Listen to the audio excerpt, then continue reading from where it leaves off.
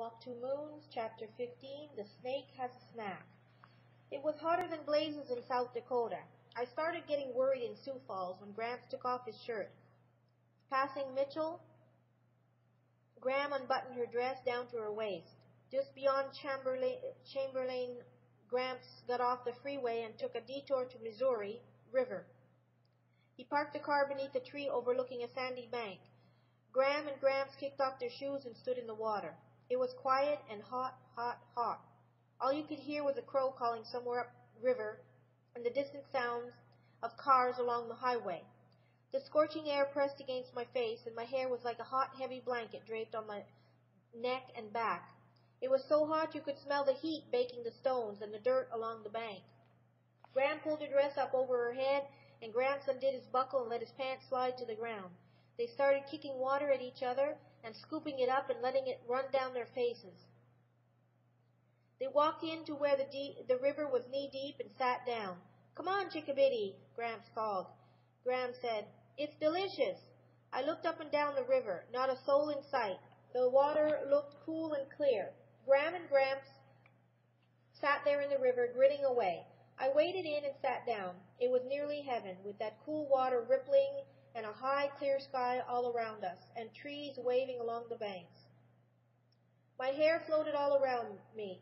My mother's hair had been long and black like mine, but a week before she left, she cut it.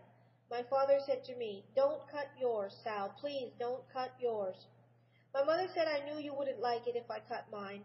My father said, "I didn't say anything about yours." "But I know what you're thinking," she said. "I loved your hair, Sugar," he said. I saved her hair. I swept it up from the kitchen floor and wrapped it in a plastic bag and hid it beneath the floorboards of my room. It was still there along the postcards she sent. As Graham and Gramps and I sat in the Missouri River, I tried not to think of the postcards. I tried to concentrate on the high sky and the cool water. It would have been perfect except for that ornery crow calling away. "Car, car, car." "Will we be here long?" I asked. The boy came out of nowhere. Gramps saw him first and whispered, "Get behind me, Chickabiddy." "You too," he said to Graham. The boy was about 15 or 16 with shaggy dark hair. He wore blue jeans and no shirt, and his chest was brown and muscular. In his hand he held a long bowie knife, its sheath fastened to his belt. He was standing next to Gramps' pants on the bank.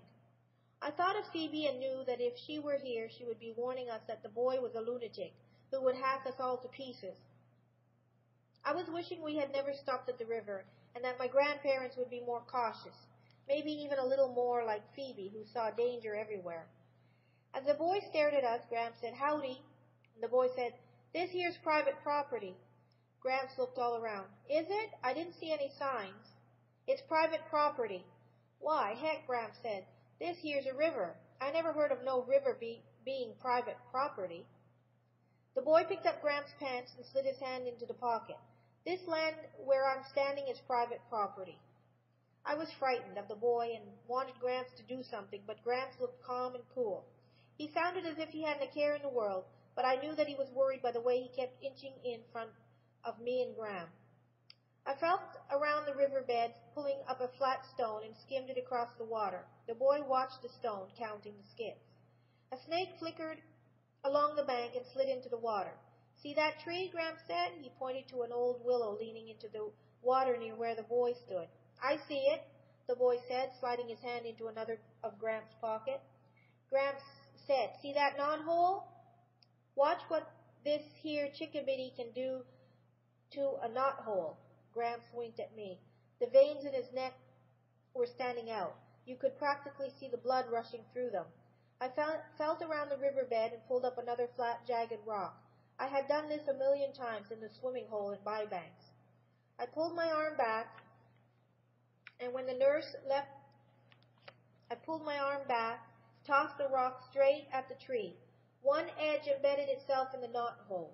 The boy stopped rummaging through Gramps' pockets and eyed me. Graham said, "Oh," and flailed at the water. She reached down, pulled up a snake, and gave Gramps a puzzled look. "It's a water moccasin, isn't it?" she said. "It's a poisonous one, isn't it?" The snake slithered and wiggled, straining toward the water. "I do believe it has had a snack out of my leg." She stared hard at Gramps. The boy stood on the bank holding Gramps' wallet. Gramps scooped up Gram and carried her out of the water. Would you mind dropping that thing, he said to Gram, who was still clutching the snake. To me, he said, get on out of there, Chickabiddy. As Gramps put Gram on the river bank, the boy came and knelt beside her. I'm sure glad you have that knife, Gramps said, reaching for it, as he made a slit in Gram's leg across the snake bite. Blood trickled down her ankle. I grabbed Gram's hand as she stared up at the sky. Gramps knelt to suck out the wound, but the boy said, here, I'll do it. The boy placed his mouth against Gram's bloody leg. He sucked and spit, sucked and spit. Gram's eyelids fluttered. Can you point us to a hospital, Gramps said. The boy nodded as he spat. Gramps and the boy carried Gram to the car and settled her in the back seat while I snatched their clothes from the river bank. We placed Gram's head on my lap and her feet on the boy's lap, and all the while the boy continued sucking and spitting. In between, he gave directions to the hospital. Gram held onto my hand. Gramps, still in his boxer shorts and dripping wet, carried Gram into the hospital. The boy's mouth hovered over her leg the whole time, sucking and spitting. Gram spent the night in the hospital. In the waiting room, the boy from the riverbank sprawled in a chair. I offered him a paper towel. You've got blood on your mouth, I said. I handed him a $50 bill. My grandfather said to give you this. That's all the cash he has right now. He said to tell you thanks. He'd come out himself, but he doesn't want to leave her. He looked at the $50 bill in my hand. I don't need any money, he said. You don't have to stay. He looked around the waiting room. I know it. He looked away and then said, I like your hair. I was thinking of cutting it. Don't. I sat down beside him. He said, it wasn't really private property. I didn't think so. Later, when I went in to see Gram, she was all tucked up in bed and looked pale and sleepy. Next to her on the narrow bed, Gramps was lying on top of the covers, stroking her hair. A nurse came in and made him get off the bed. He had, by now, put his pants on, but he looked a wreck. I asked Gram how she was feeling. She blinked her eyes a few times and said, piddles. Gram said they must have given her something. She doesn't know what she's saying. I leaned down and whispered in her ear, Gram, don't leave us. Piddles, Gram said. When the nurse left the room, Gram climbed back on top of the bed and lay down next to Gram. He patted the bed. Well, he said, this ain't our marriage bed, but it will do. Chapter 16, The Singing Tree. Gram was released from the hospital the next morning, mainly because she was so ornery. Gramps wanted her to stay another day. He asked the doctor, don't you think she's breathing funny? The doctor said he didn't think that was from the snake bite. He thought it was the heat. Don't you think she looks a mite pale? Gramps said. The doctor said she'd had a shock and was bound to be a little pale. Gram climbed out of bed. I'm not invisible, you know. You don't have to talk as if I'm not here. Her breathing was rapid and raspy. She said, where's my underwear? Gramps and the doctor looked at her as she took 2 steps and stopped. You could tell her snake bite leg was bothering her. Salamanca, would you mind fishing in my suitcase for some clean underwear? I guess this cantankerous woman is getting out of here, Gramps said. I think fear had made us all a little cantankerous. I had spent the night in the waiting room trying to sleep on a ratty old vinyl sofa.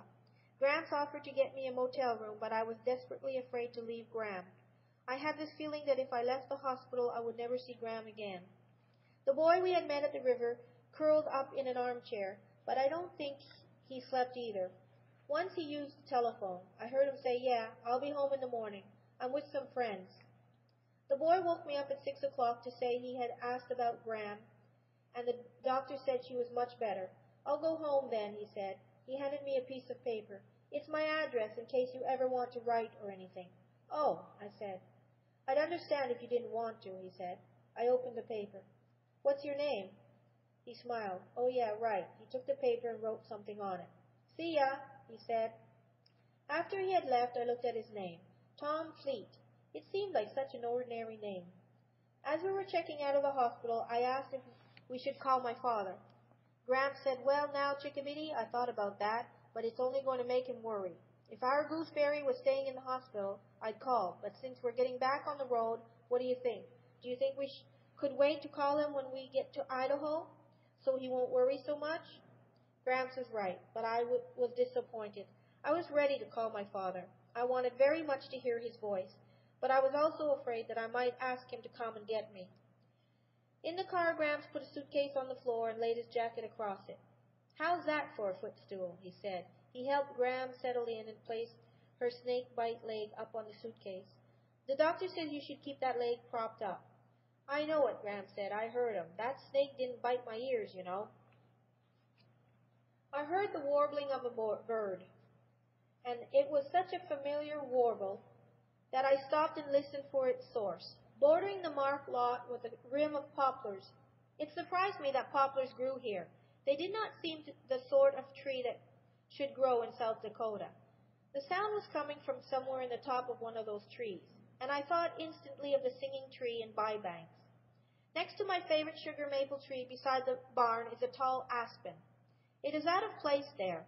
All the other aspens on the farm grow near the river in groves.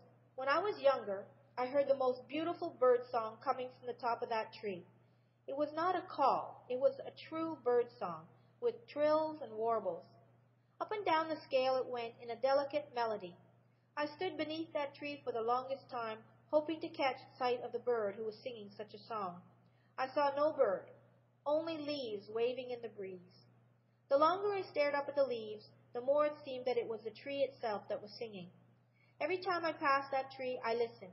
Sometimes it sang, sometimes it did not, but from then on, I always called it the singing tree. The morning after my father learned that my mother was not coming back, he left for Lewiston, Idaho. Gram and Gramps came to stay with me. I had pleaded to go along, but my father said I could not go. That day I climbed up into the maple and watched the singing tree, waiting for it to sing. I stayed there all day and on into the early evening. It did not sing. At dusk, Gramps placed 3 sleeping bags at the foot of the tree, and he, Gram, and I slept there that night. The tree did not sing. In the hospital parking lot, Gram heard the tree too. "Oh, Salamanca," she said, "a singing tree." She pulled at Gramps' sleeve. "Look, a singing tree. That's a good sign, don't you think? It's like it's following us all the way from Bybanks." "Oh, that's a good sign." I listened for another few minutes to the tree in the hospital parking lot and then climbed in the car. As we swept on across South Dakota toward the Badlands, the whispers no longer said, "Hurry, hurry, hurry," or "Rush, rush." They now said, "Slow down, slow down." I could not figure this out. It seemed some sort of warning, but I did not have too much time to think about it as I was busy talking about Phoebe.